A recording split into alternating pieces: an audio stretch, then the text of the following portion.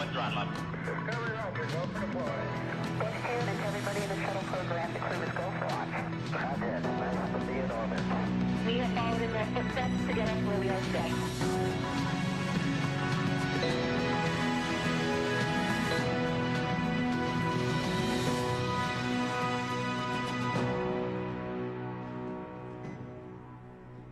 Good afternoon and welcome to NASA's Johnson Space Center for our Crew 9 news conference today. We are joined today here in person with our Crew 9 astronauts Nick Hague, Suni Williams, and Butch Wilmore.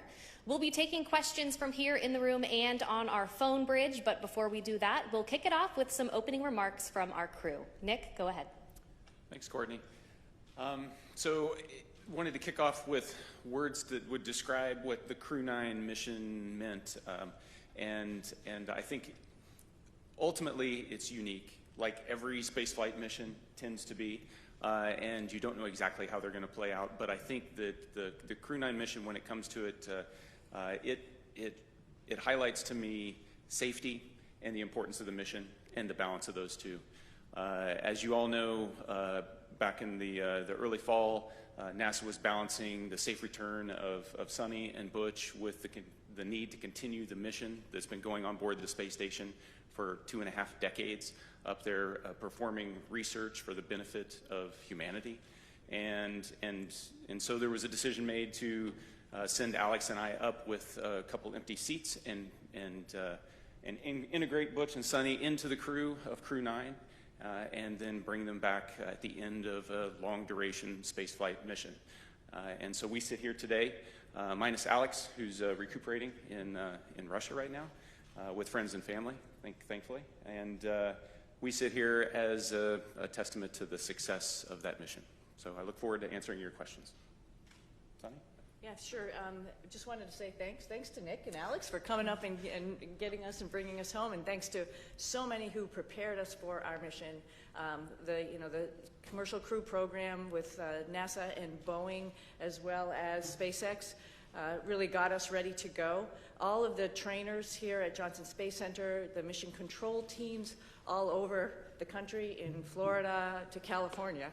So throughout the whole country, as well as what we're doing now. Our teams here are getting us ready to get, rehab and get ready to take on new challenges. So, feeling good since we've been back almost 2 weeks now. Actually went out and ran 3 miles yesterday, so I will give myself a little pat on the back. Our trainers are rocking it and getting us ready to get back to help out with the new astronauts as they're getting ready for their mission. So the biggest thing I want to say was thank you.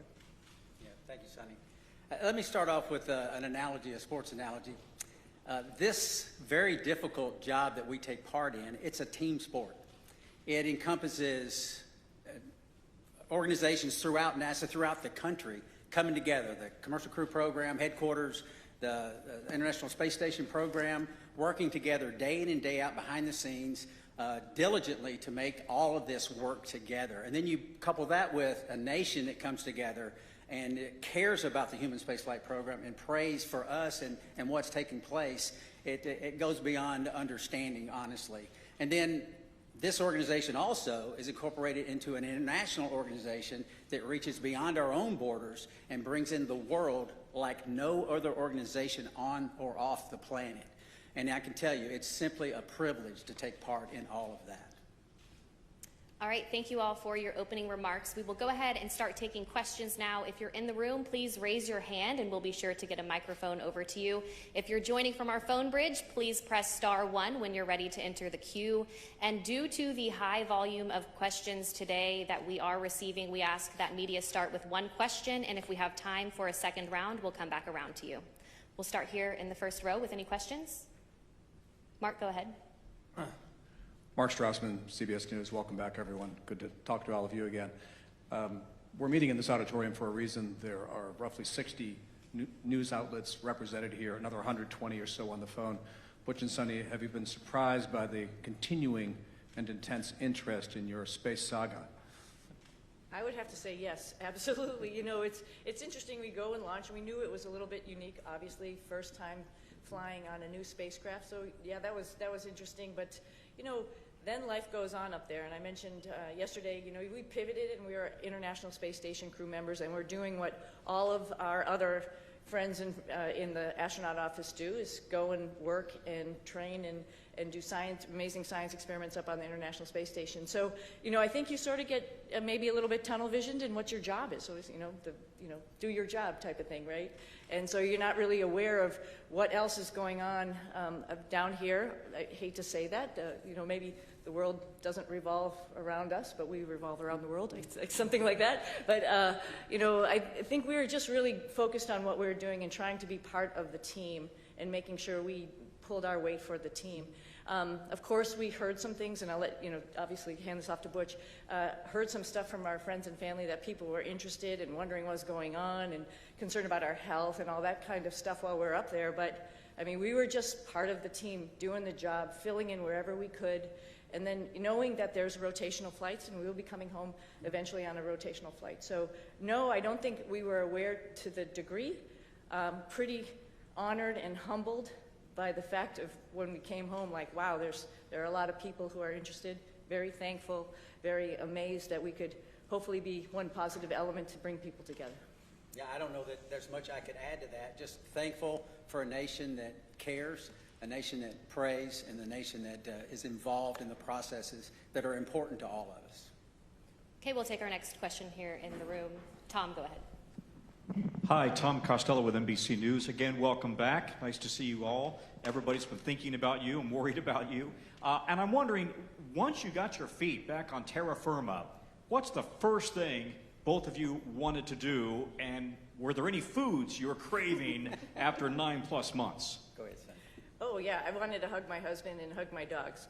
And I'll say that in that order.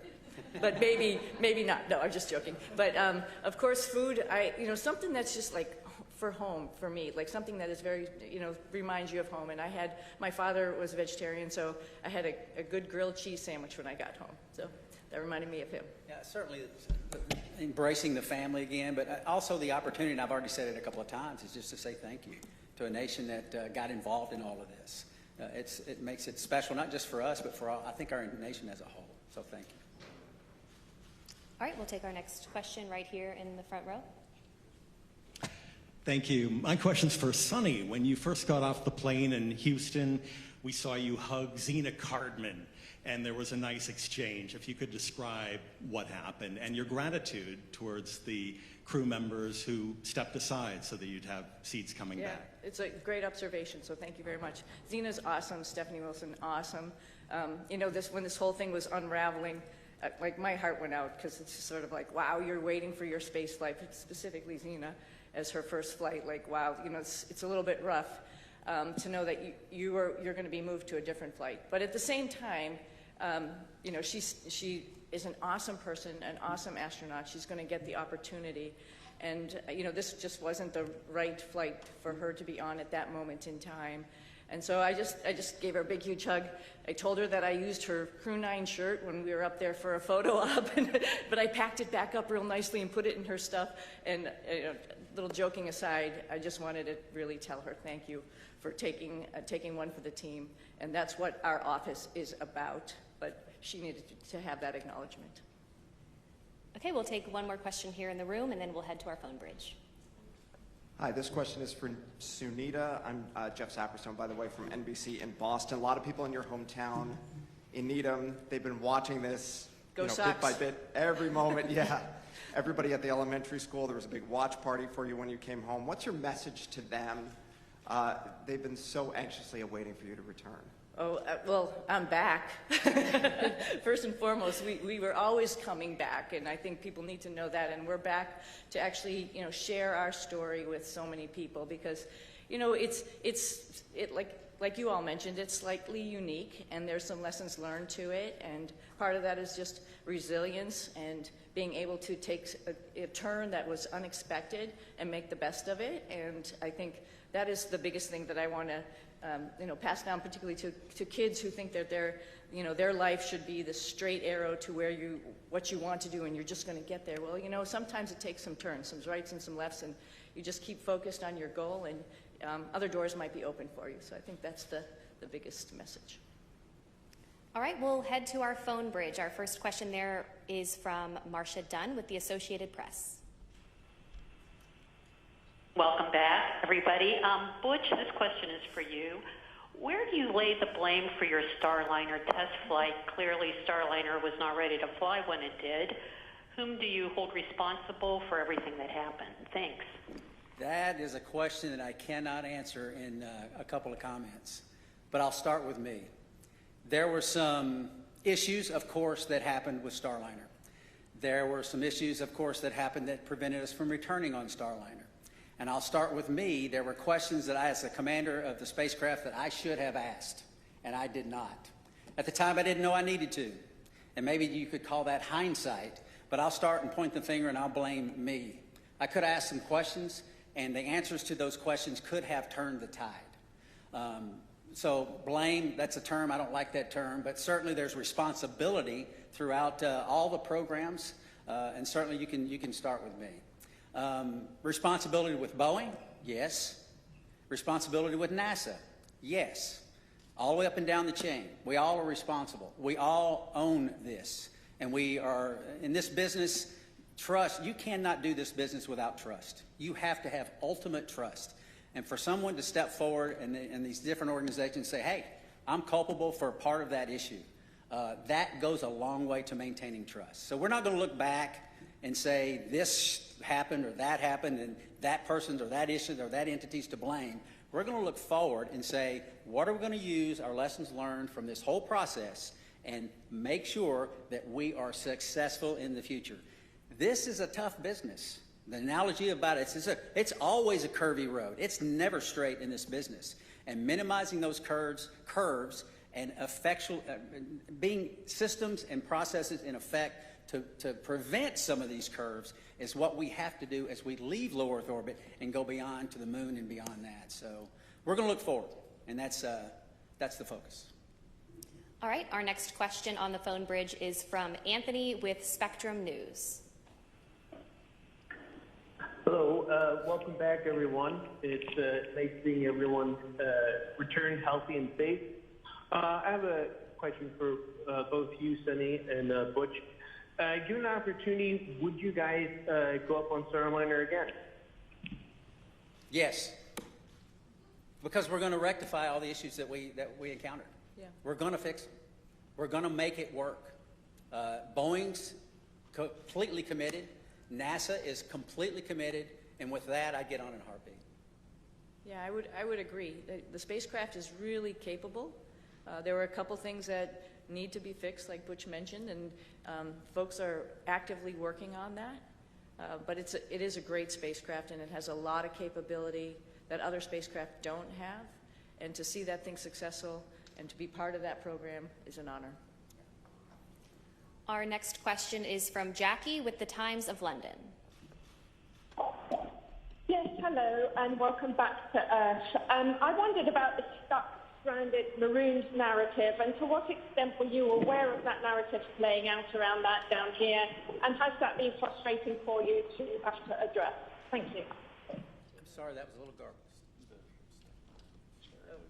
Oh, the stuck maroon narrative. We heard about that. Yeah, we heard about that. Somebody mentioned that. We've said this before.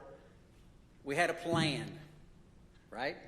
The plan went way off for what we had planned, but because we're in human spaceflight, we prepare for any number of contingencies because this is a curvy road. You never know where it's going to go. We prepare for this. So we, as Suni used the term, and it's a great term, we pivoted to all that training we did that we didn't think we needed to do, and a lot of people didn't think we needed to do, but we did it anyway, as we pivoted to this other preparation, and that is what makes human spaceflight, your human spaceflight program, special. It is hard, like I said, and preparing for any number of contingencies is what we do. It happened to be me and Suni involved in this, but it could have been any one of the astronauts. There's 40 or so of us eligible for assignment. It would have been any one of us that would have been in the same situation, or could have been in the same situation, and would have done the exact same thing that we did, because they would have gone prepared just like we did. Yeah, and one addition to that, this is a lot bigger than Butch and myself, like we've talked about already, this is the International Space Station program, and there's a lot of wheels that are turning and wickets that we have to go through to get people up to the International Space Station to do all of the amazing science that we're doing up there. We recognize that, we know that, just like anybody else in the astronaut office, and we came, as Butch has mentioned before, prepared. And we were ready to do that pivot and be part of that bigger thing that's not just about us. Knowing that everybody on the ground, there's a huge team of people, like I quickly mentioned in my quick thank you, but there's a huge group of people who are looking at the whole program and understanding how and what was the best time and way to get us back home. We knew that, and we were ready to wait until that decision was made, and that was fine. And I'll also add that we're grateful for people that, I don't think they were looking just at us when they make recommendations. We can do this, we can do that. They're looking what's best for the human spaceflight program, for our nation's goals. They're not looking just about Suni and Butch. And we appreciate those entities that do that and reach out and say, hey, we can do this, we can do that, we can do that. And NASA says, hey, we got a plan, we came prepared, here's what our plan is, and we think this is the best plan because it doesn't disrupt the flow of how these missions lay out. So, and that's the one we went with. Yeah. All right, we'll take our next question here in the room. Andrea, go ahead. Thank you guys for being available today. So your mission became unusually political. Given your experience, do you think other astronauts are going to get nervous that they could be caught in the middle of a political fight? And is there a point where, this starts to jeopardize safety of a mission when you start looking at all these politics that come into play? Thank you. I think Nick's got some good insight on this.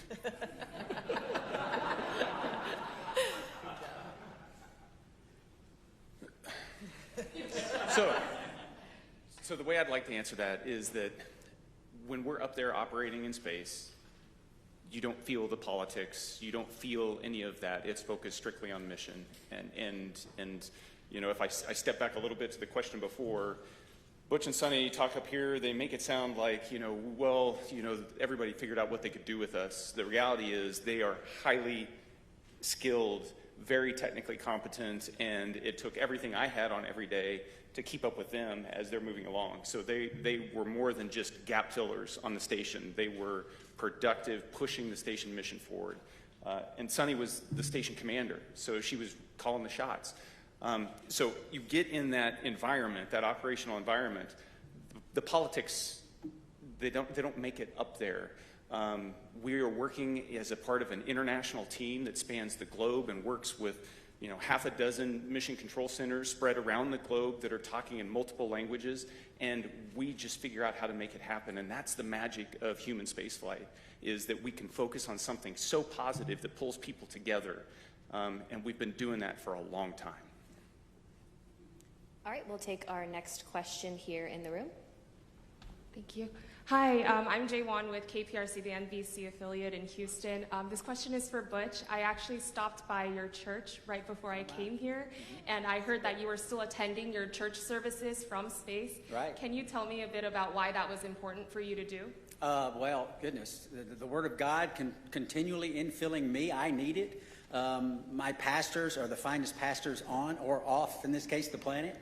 And to tie in and to worship with my church family was vital. I mean, it's part of what makes me go.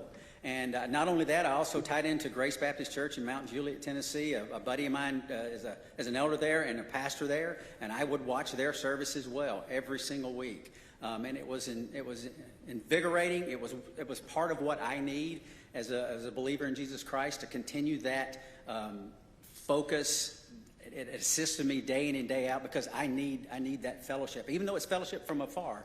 And it's not like being fellowship up close, but still I need it. So yeah, thank you for that. Okay, we'll head back to our phone bridge. Next up is Ryan with NASAspaceflight.com.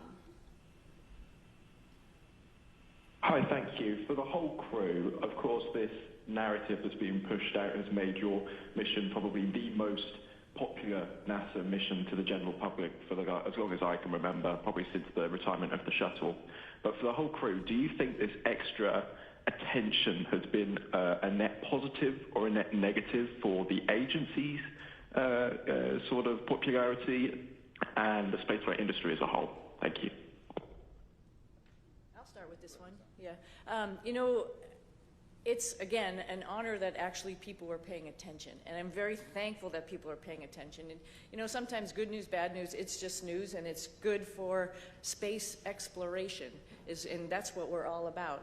You know, our mission, of course, building and working on the International Space Station was just awesome, and we all had the opportunity to do that. But we also have bigger goals of exploring our solar system, going back to the moon, going on to Mars. And to get people understanding that it is hard, it is difficult, and what we do up there is really awesome. And I think at least that we had a little bit of that came with the interest in this mission. And if we can perpetuate that and tell people a little bit more and have the opportunity, the forum to do that, I'm very thankful for that. All right, our next question is from Nicole with the Canadian Broadcasting Corporation. Hi there. Could you perhaps talk about how difficult it was being away from your friends and family, particularly since you hadn't prepared for that?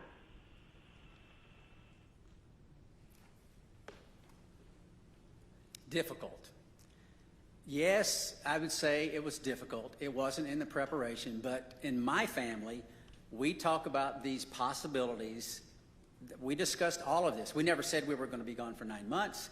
But it turned out that way, but the discussions we had, and it's not just discussions prior to the mission launch, this is the way we've trained our daughters from the time they were born, because their dad isn't a unique occupation, right? This is not the norm leaving the planet, and they understand that. And they, again, use that term, pivoted and got on board, understanding that this is part of what families and these type of businesses do. And it's not just in human spaceflight. This is military, armed forces, police forces, all across all different types of occupations that are involved in the possibility of extended stays away. And we're not unique in that. And so they understand that.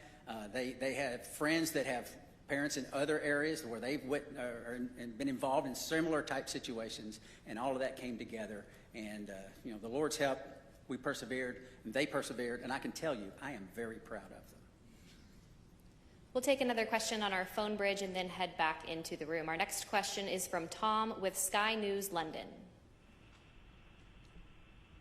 Hello, thanks for taking my question. Congratulations on your extended mission and your safe return.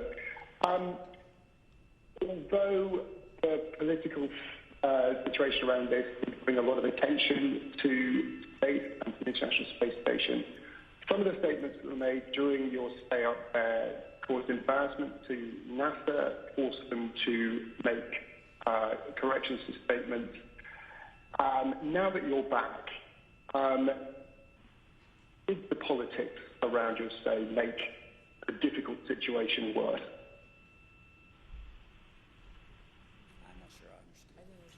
Everything except for that last part. Yeah, you came in you were broken up just a little bit. Could you please try to repeat your question one more time? Yeah, I will. Yes. Can you hear me? I was asking whether, although the political wrangling around your extended stay in space brought a lot of attention to human spaceflight, some of the political statements raised caused embarrassment to NASA, forced to make denials about various things that were offered and not offered, and sometimes to your astronaut colleagues. Did the politics around your mission make a difficult situation worse? Yeah, thank you for the question. I talked about how the politics kind of, they don't make it up there when we're trying to make operational decisions. So as the commander of Crew 9, responsible for the safety of this crew and getting them back safely, I can tell you that the entire time up there, I launched with that singular objective of showing up to the station and having to integrate Butch and Suni into a crew with Alex and myself. And then we were planning, from day one to return toward the end of February. That all predicated on the fact that we would have a replacement crew show up and we'd have adequate handover with that crew before we left. That's important to maintain the mission of the International Space Station, to continue pushing research and exploration. And that was never in question the entire time. There were a lot of options that were discussed, and the ground team and the team on the ground, we've alluded to it a couple times already, is gigantic, and everybody was working with singular focus on how do we end the Crew 9 mission at the right time and maintain the safety and the success of the space station mission. Launching in September, given all the unique dynamics surrounding this mission, and coming back originally targeting the end of February and hitting the middle of March, that's pretty much on target if you look at the track record of human spaceflight. It's dynamic, it's challenging, the weather doesn't always cooperate, but we figure out how to make it work. All right, we will take our next question here in the room. DeLon Dillard, Fox 26 here in Houston. Welcome back to H-Town. Suni and Butch, both of you all have a long history of being active and athletes, but with that being said, obviously you all spent nearly 9 months in space. What does that recuperation and recovery process look like getting acclimated back here to Earth? I'll start. I can tell you we have a group of individuals, astronaut strength conditioning and rehabilitation specialists. And we are directly integrated with them day in and day out. They send us protocols to work out. And I can tell you, I'm not as young as I used to be, but I was stronger on space station doing more weight and more reps on exercises than I have in my entire life. Because this group of professionals work to get us stronger and stronger and stronger. We're trying to minimize muscle atrophy, minimize our bone loss. So if we go to other planets, the moon and other planets in the foreseeable future, that we will be able to function when we get there. It's a whole science built around this team of individuals that are working to help us better understand human physiology and what zero gravity does to it and how we can mitigate the effects of the bone loss and the muscle atrophy. So day in and day out, I worked out every single day. We went into quarantine on the 22nd of April. And starting on the 22nd of April, I never missed a single day of workout because your body can recuperate in zero gravity. It doesn't have the normal stresses of gravity on it all the time. So you work out real hard, you hurt for an hour, and it finally fades away and you're ready to go the next day. So I applaud those individuals. They are making huge gains in the preparation to go beyond low Earth orbit, and it's science that is taking place day in and day out and has for years, and we're still learning and we're still progressing. Yeah, at like day 265 on the ARED, because it counts all your days that you go into a workout, I was thinking, I wish the hay was in the barn.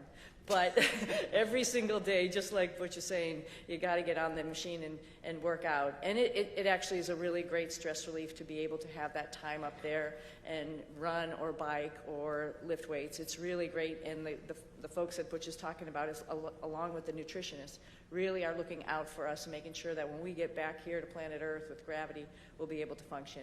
So yeah, it's an adjustment when we get back, and they're here right with us from day one when we landed, ready to evaluate us and see how we're doing, and then work on a protocol to get us back. And like I said, I sneakily went for a run yesterday, but that's all as a result of their hard work. Yeah, I mean, who would even imagine that you come back from 10 months in space, roughly 10 months, and within a week you run 2 miles at an 8-minute pace? I mean, that's not even conceivable that the body could handle that. But these folks get us ready to where those type of things happen. Okay, we'll take our next question here in the room. Yes, hello. I'm just wondering, there are a lot of people that depend on jobs here in the aerospace industry in the Houston area, 23,000 total. In the past, when there have been issues with NASA spacecrafts, there have been delays, and now we have another issue with the Boeing Starliner. Is there any concern that your issues with Boeing may delay future projects, future missions? And what would you say to one of your fellow astronauts before they go up on another test flight? That's a great question. Yeah, it's a great question. And I think we all have alluded to it. There's lessons learned.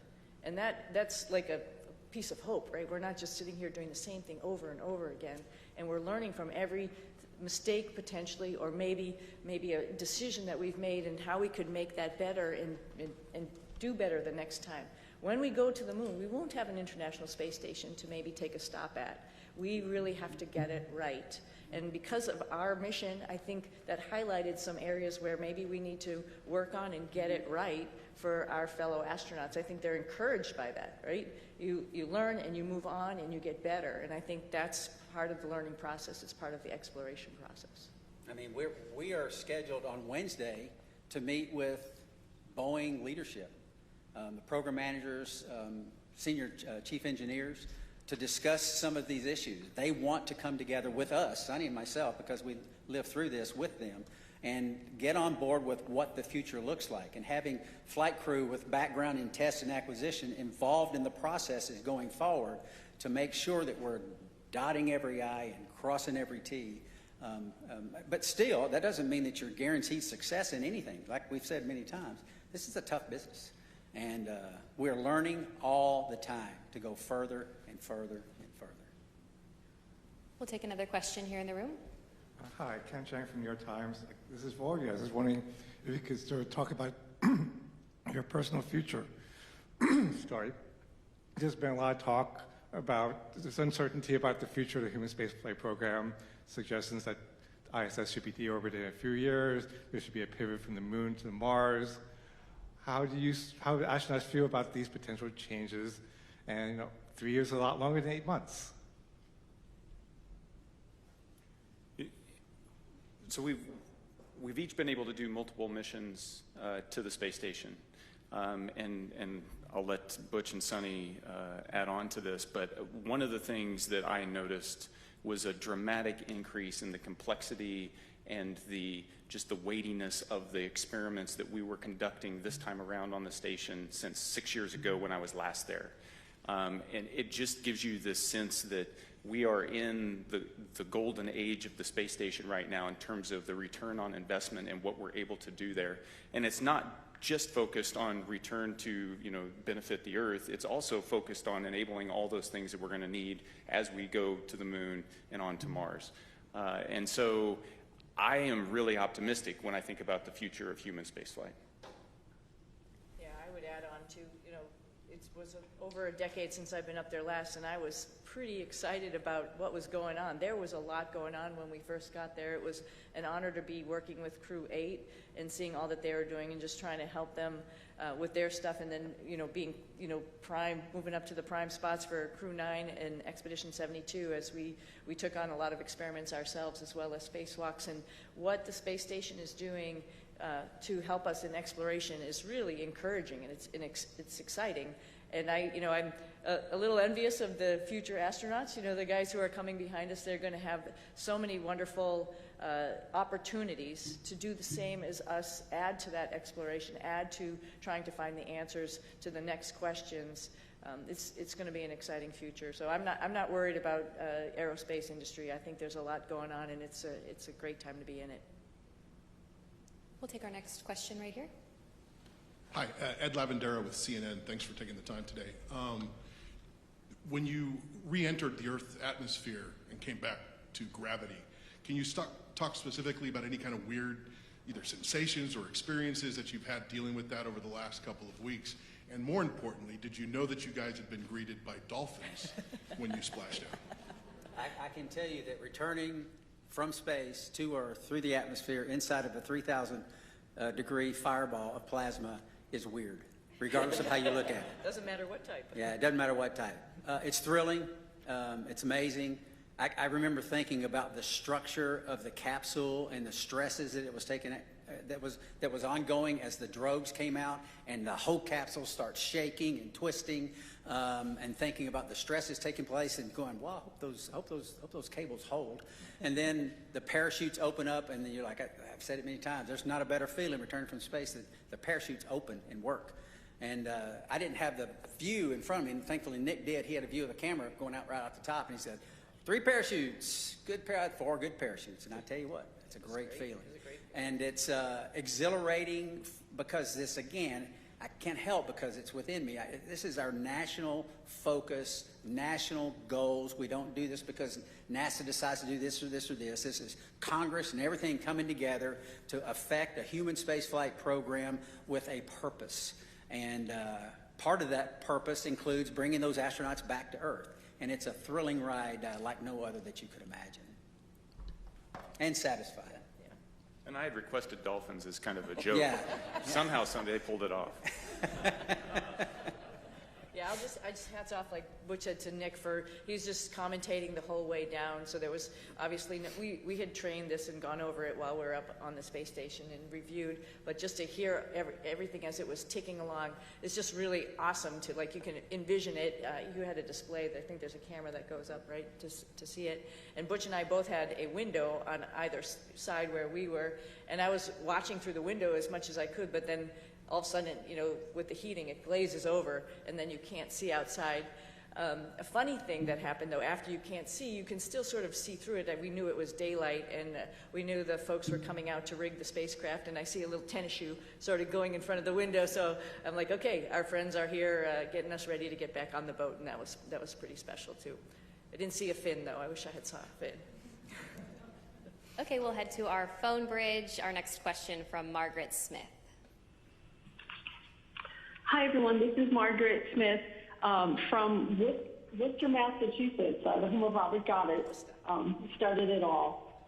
Thanks for taking the time today. And my question to both of you is, for those who maybe are not especially familiar or who may sort of question the need for the space station, can you all make the case for why that work is important? Why the space station is important? Oh, the space station is amazing, right? So just sort of like we've talked about a little bit earlier in this conversation, so we are doing a bunch of stuff, like Butch alluded to, physiology, understanding what happens to humans as they're in space for a longer period of time. That brings in lots of science experiments in chemistry, in biology. Some of that stuff all comes back to Earth because we're doing some amazing stuff in the microgravity environment. Some of it is mirrored, for example, in our own human bodies. And so there's a lot of stuff that's happening for us, for exploration, for the humans, as well as for Earth. And then, as Nick alluded to, there's all sorts of systems and other things that we're testing up there to help us take those next steps to go back to the moon and onto Mars, figuring out all these exploration systems, including docking vehicles, like different types of spacecraft that we have up there, other types of commercial spacecraft that are coming up for resupply. That's all a huge program to get us to understand how we're going to take the next steps in exploration. I can't help also but talk about STEM. I mean, all of this is STEM, right? Science, technology, engineering, and math, and I'm hoping the work that we've done up there also encourages the next generation of kids to understand that how important that is and how they can become involved. We did lots of experiments up there with kids and universities and companies, trying out new guidance, navigation, control algorithms and robots that were flying inside the space station, competitions, for example, for them. And that's pretty awesome that you can really touch and talk to kids on the ground as you're doing experiments up there, and they have their finger on the pulse of science experiments, and they can understand that and think to themselves, I could be part of this one day. Our next question on the phone bridge is from Neil with ITV News. Congratulations on a great job, everyone. Suni, can I ask how your body is recovering to life with gravity after 9 months? And Butch, what's your message to others from your experience, the delays that you guys faced, and any lessons in patience for the rest of us down here? Oh, I think I'm doing okay. I was just joking around and showing off a little bit, but no, seriously, we talked a little bit about our group, the Astronaut Strength Reconditioning folks that are getting us back in shape, and every day feeling better and better. It's pretty much a miracle to see how your human body can adapt. I mean, the first day we got back, when all of us came down the ladder and greeted everybody, it was we were all a little bit wobbly at that time, and it's amazing within 24 hours how the neurovestibular system kicks in, your brain understands what's going on. And then the agility and the weightlifting that occurs in the next week that makes you feel good enough to actually, like I mentioned, go out, run, actually lift weights, get in there, do squats and deadlifts and stuff already. That's pretty incredible. So I knew it was going to happen. We all knew it. We've all flown before. We all knew that there's just this little bit of a hump to get over, and then you can get back on it. Hope to do a couple races in the springtime. I think the clear message is that, like I said when I started, it takes a team. It takes a team of motivated and passionate individuals We don't have a human spaceflight program. You don't have folks sitting up here in a blue suit without the massive team that's making it all happen. We get to ride the pointy end of the rocket. It is wonderful. We get to go to the space station. We're the arms and the eyes for PIs here on Earth. They're the ones that are doing the hard work. We're just setting up and doing and switching and changing. So it takes a team, and I would say any part of this team is a great and wonderful place to be, and because we're proud of all of them, because we don't have it without them. Our next question is from Marcia Smith with Space Policy Online. Thanks so much for taking my question.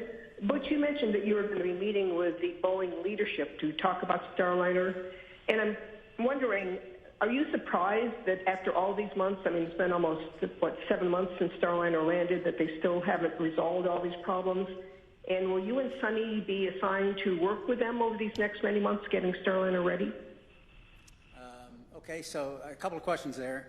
Am I surprised? I'm not surprised. I mean, this, like we've said it several times again, human spaceflight is hard. It's not that no work has been done to this point. There's a great deal of work being done. But we have insight that not many other people have. We worked this program for 6 years before we launched. We talk to everyone up and down the chain of command, and we have insight that other people don't have. And we want to share that as much as possible. We tried to share it from orbit, but that's hard, right? We're not face-to-face is how you communicate. It's very difficult to communicate when you can't even see the other person that you're talking to. So we've had some conversations, but now it's time to get serious and get together and talk about some of these issues and some of these things and get us, and not get us. We're already tracking on the right path, but maybe a little tweaking here and there because of some insight that we'll be able to give them. That's the purpose of that meeting. And they're eager to do it, as are we. We'll take our next question here in the room. Jacob Rascone, KHOU 11. I wonder what you would say about the life lesson I think we can all relate to. We've all made plans, we've all been excited about those plans, and we've all watched those plans kind of fall apart. What would you say about what allows you to meet the moment with courage, with serenity, or maybe you didn't, internally.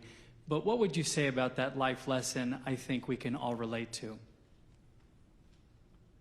Well, I'll start. I'm sure you want to add, both of you, because I think every flight is a little bit different than what you go in planning it to be. It doesn't matter if it was this one or many other flights or many things in life, just like you alluded to, right? I think the go-to thought there is, what is the opportunity in front of me? Like, it's not a missed opportunity, it's actually another opportunity that I didn't really think about, and wow, that opens a lot of, like I mentioned earlier, a lot of doors or a lot of things to learn.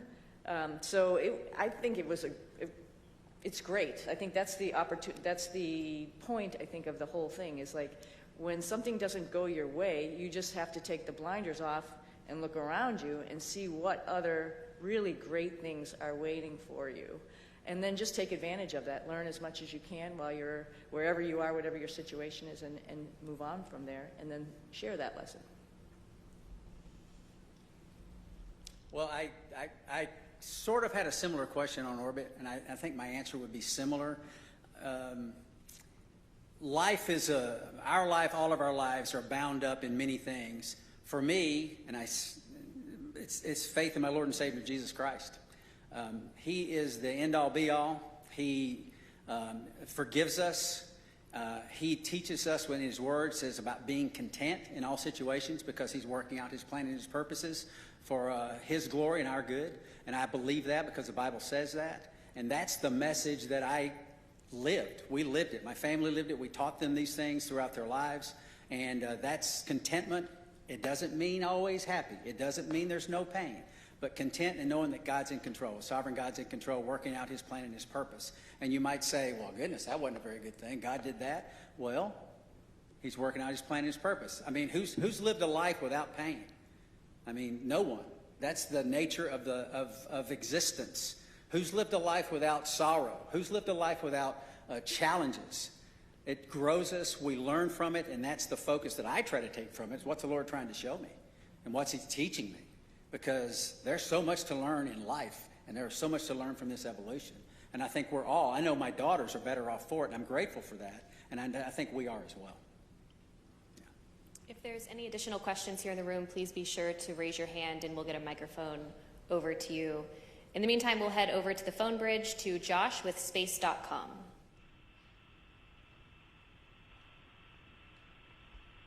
Hi, Josh Dinner. Thank you all so much for doing this. This question's for all three of you. What were the most out of this world and your favorite experiments or tech demos you got to be a part of on this mission? And for Williams and Wilmore specifically, did the extension of your mission create any new opportunities for experiments or research that was not originally planned for the expedition?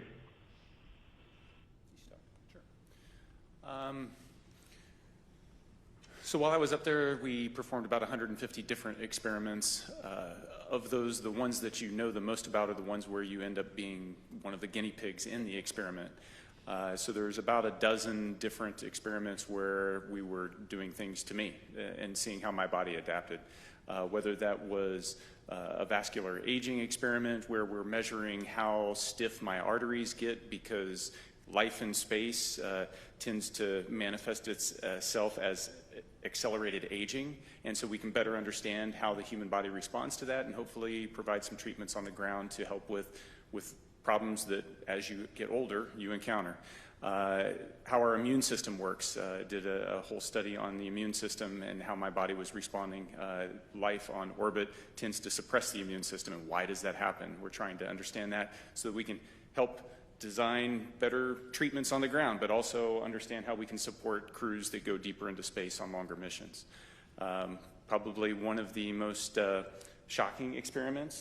Butch and Suni got to watch me wire myself up to muscle stimulation pads and shock myself and trying to figure out how do we keep our muscles strong when we don't have access to all the equipment we have on the International Space Station, because as we go to the moon and on to Mars, that's a lot of extra mass, and if we can do it with smaller equipment, maybe that works. The side benefit of that is anybody that's been bedridden on the ground, that's also a treatment for how you can support somebody that's been kind of tied to a bed for a long period of time and help keep them healthy. So there's a benefit directly to the ground. That's three of them. They're all interesting. And I'm one of many subjects, and it takes years to get enough subjects to go through the space station to be able to generate enough data to draw some conclusions. And so that's why research up there takes a long time. But the value is clear. Just very briefly, there's some medications on Earth that work well with a certain age group, but the same medication doesn't work so well with another. So it's a capillary flow experiment to try to understand how that medication is flowing through our bodies, and maybe there's something we can figure out as to why those things are. And we're trying to figure that out. And that's very beneficial, obviously, to mankind, and may benefit some of our families one day. And I just want to highlight some other science that's going on up there, because we have just an amazing person, Don Pettit, who's up on the space station getting ready to come home. And every day he's up to something, and just trying to highlight what microgravity does and how it is, as well as amazing photography, which I'm sure a lot of you have probably seen out there. And the fact that he can take a picture of a red sprite or a blue jet and have a picture from the space station looking down on a lightning cloud is just incredible, and it enlightens all of us into what is actually going on in the universe. And that's just simply because he's curious. And that is something that's actually, like I said, we're sharing and we're showing off to everybody, like, wow, we think we know what's going on, but we really don't. And if you just open your eyes and make some observations, like Don does every morning at 4 a.m., we'd learn a whole lot. Yeah, so it's a great place. Don's taking potatoes he's growing and the nitrogen produced in the roots of the potatoes to nourish the peanuts that he's growing. I mean, it's pretty special. He's a special guy. He's awesome. Our next question on our phone bridge is from Robert Perlman. Hi, for Butch and Suni, you're now the first astronauts to fly on both Starliner and Dragon, admittedly one on the way up and one on the way down. Was there anything about either spacecraft that you found you liked more about the other that stood out as a feature, especially in terms of crew amenities? More Velcro on SpaceX, on Dragon. That's a crew amenity. That's a crew amenity, which would We've be talked nice. about Yeah, that. yeah, That's why I said it. yeah. You know, they're both unique and they both have their purpose and made to do the same thing, but I think what's really cool is, you know, give a problem to do for two different people and see how they solve it. Starliner is a really awesome spacecraft, like Butch had mentioned, with the integration of manual control as well as automation, as well as its vision systems.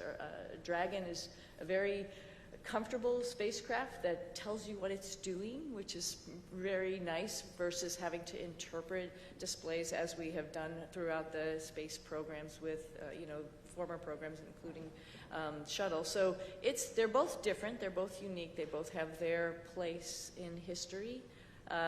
Very honored to have had that opportunity to see both of them up close and personal and ride them both. I don't know if I have a preference, honestly. They're both great for different reasons. Our next question on the phone bridge is from David Curley. Thank you very much. Butch, you mentioned lessons learned. Sonny, you mentioned earlier about the ability of the Starliner. When you meet with Boeing, what is the overarching message you'll deliver to the company? We don't have enough time to go into all that. If you understand the spacecraft that we have now, we got Dragon, we have Orion, and we have Starliner. In my opinion, Starliner has the most capability when you think about its ability to maneuver automatically, you think about its ability to maneuver manually in all phases of flight, and then we have a mode, if those modes have failure modes, we have a backup mode where we can go directly from controllers to the reaction control system jets and maneuver the spacecraft. There's no spacecraft that has all of this capability. I mean, I jokingly said a couple of times before we launched that I could literally do a barrel roll over the top of the space station. I would never do that, but you can in this spacecraft. It is very, very capable. If we can figure out a couple of very important primary issues with the thrusters and the helium system, Starliner is ready to go. We have to do some tests. We have to do some integrated tests. We have to bring it all together in a process of qualification that is not going to happen overnight, but it has to take place. And Starliner will be right in line with the number of missions that Dragon and affect what it is designed to do, and that's ferry crews to and from the International Space Station and cargo. And I think that very quickly we can get on that track, and that's part of the discussions that we'll have. Our next question is from Carolyn with Fortune Magazine. Hello, thank you, and welcome home. Can you share maybe any special times or conversations you've had just with family or friends since you've been home? Conversations you've had with family and friends since you've been home? Since we've been home. Well, for me, it's making plans. My family had been making plans while I was gone because we thought we were only going to be gone for about a week and a half, 2 weeks or something. And so there was definitely plans throughout the summer. There's plans throughout the fall. Personally, we have a house up in New England, and my husband's been talking about when we're going to get up there and do a lot of fun stuff up there. And I think that's probably appropriate when it gets hot and humid here in the summer, right? Take a little reprieve up there. So those are mostly the conversations about just like, what's next? What's next on the list? What else do you want to do? Where else in the world would you like to go see? Because when you come back from space, it's really hard to sit where you just are because there were so many amazing places that you saw, like Patagonia, for example. For me, it was like, there's a bigger bucket list that I had when I left, which is unfortunate for my family, but we're all going to, or fortunate for my family, we're all going to be taking some trips. So I think that's mostly the conversations about just being home and enjoying each other's company and going seeing new things. Yeah, I think when you've had this period of recuperation and getting back in the swing of life on Earth, it's pretty close as far as the people that you interact with, your family, folks at church. So I think my message, at least in the short term here, has been thank you for the support of us. Thank you for the support of my family. But then it goes beyond that to my home state of Tennessee. There's an immense amount of support by my family there and friends there and the whole state, as a matter of fact. Tennessee's a wonderful state. Put in my pitch for Tennessee. But getting up there eventually and relaying the same thank you to them and to, like I said, to a nation that cares, and a nation that prayed. And this opportunity right now to say thank you to our nation, our wonderful nation.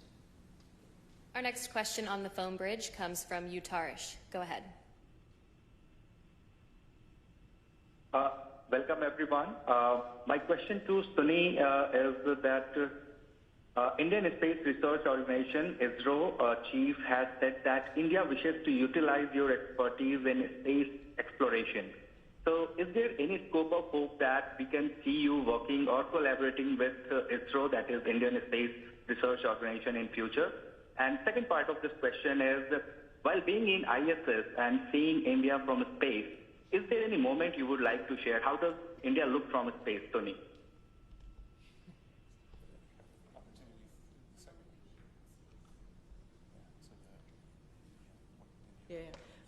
Let me address the second question real quickly. India is amazing. Every time we went over the Himalayas, and I'll tell you, Butch got some incredible pictures of the Himalayas. Just amazing. And you can see, like I've described it before, just like this ripple that happened, obviously when the plates collided, and then as it flows down into India, it's many, many colors. I think when you come from the east going into like Gujarat and Mumbai, the fishing fleet that's off the coast there gives you a little bit of a beacon that here we come.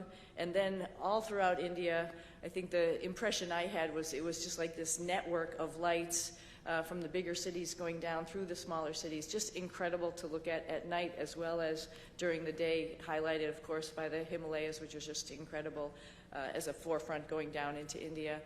I hope, and I think for sure, I'm going to be going back to my father's home country and visiting with people and getting excited about the first, or not the first, but the Indian astronauts who's going up on the Axiom mission coming up. Pretty awesome. They'll have a hometown hero there of their own that will be able to talk about how wonderful the International Space Station is from his perspective. But I hope I can meet up at some point in time and we can share our experiences with as many people in India as possible, because it's a great country, another wonderful democracy that's trying to put its foot in the space countries, and we'd love to be part of that and help them along. Do you plan to take your crew members on that trip with you? Absolutely. You might stick out a little bit, but that's okay. We'll get you all primed with some spicy food. We'll be good. Okay, we have time for one final question on the phone bridge from Jim Siegel. Everybody, Jim Siegel here from Florida Media Now. Thank you for taking my question. Butch and Suni, you missed a couple of holidays while you were back up at the International Space Station, Christmas and Thanksgiving. I wondered whether you have done or are planning to do anything special with your family and friends for those holidays. Thank you. I don't think we missed them. Right. I think we celebrated every single one. We actually had a reindeer that we built and rode like a bull. I don't know if you saw those pictures, but we celebrated in style. Trust me. Oh, yeah. And Nick was great because he came up anticipating that we were all going to obviously be there for those holidays. So he was like Santa Claus, had his little bag of goodies for all of us, and it was pretty awesome to have the holidays up there. It's pretty unique, and not many of us get to do that. So it was a lot of fun. But this holiday season will be special, for sure. Absolutely. Yeah. All right, that's all the time we have for today. Thank you for joining in on our news conference today, and thank you for your continued interest in NASA's SpaceX Crew 9 mission. We'll see you next time.